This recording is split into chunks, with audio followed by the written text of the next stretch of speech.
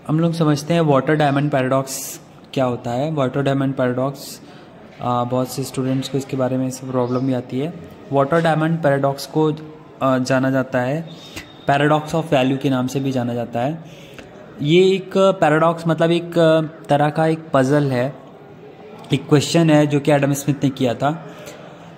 Adam Smith अपनी book जो wealth of nation जो उन्होंने बुक लिखी थी 1776 में, उसमें ये एक क्वेश्चन छोड़ा था कि क्यों आपकी जो वाटर होता है उसका प्राइस कम होता है जबकि यूटिलिटी वाटर की बहुत ज़्यादा होती है, वाटर की महत्व बहुत ज़्यादा होता है, लेकिन जो डायमंड होता है उसकी यूटिलिटी उतनी नहीं होती, क्योंकि डायमंड के बिना तो इंसान ज़िंदा रह सकता है लेकिन पानी के बिना तो ज़िंदा नहीं रह सकता। लेकिन फिर भी डायमंड की जो प्राइस होती है वो ज़्यादा क्यों होती है। उन्होंने इसको दो पार्ट में इसको डिवाइड करके समझाया था।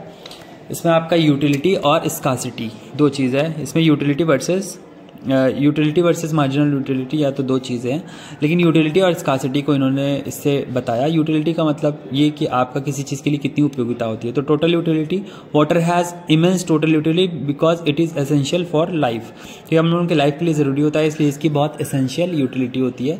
मार्जिनल यूटिलिटी क्या होती है? मार्जिनल यूटिलिटी आपका जैसे जैसे एक एक्स्ट्रा यूनिट बढ़ता है तो उसका जो प्राइस बढ़ती है घटती है तो उसे मार्जिनल यूटिलिटी बोलेंगे। स्कासिटी क्या है? स्कासिटी बेसिकली ये कि diamond are scarce and difficulty in acquiring them adds to their value. Diamond जो होता है वो स्कार्स होता है, बहुत ही कम होता है, इसलिए इसकी वैल्यू और इन चीज़ों को जो हम कलेक्ट करते हैं तो वो ज़्यादा आ जाती है। और water is typically plentiful and easily accessible making its market value lower. तो जो वाटर है वो आपका क्या है? ईजिली एक्सेसिबल है, इसलिए इसकी मार्केट वैल्यू लो हो जाती है।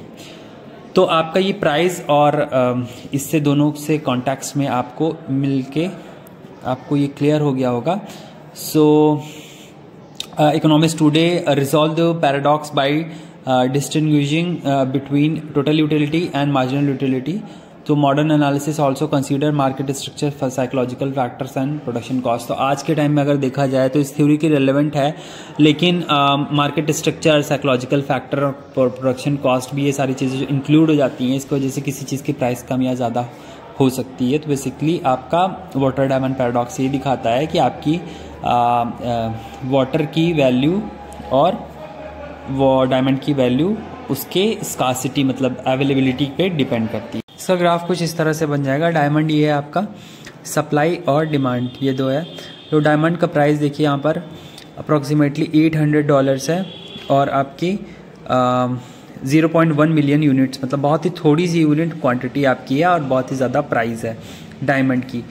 और यहाँ पर अगर वाटर की बात करें तो वाटर सिर्फ आपका $1 में आपको मिल रहा है, क्योंकि ये 10 मिलियन यूनिट्स अवेलेबिलिटीज़ की है।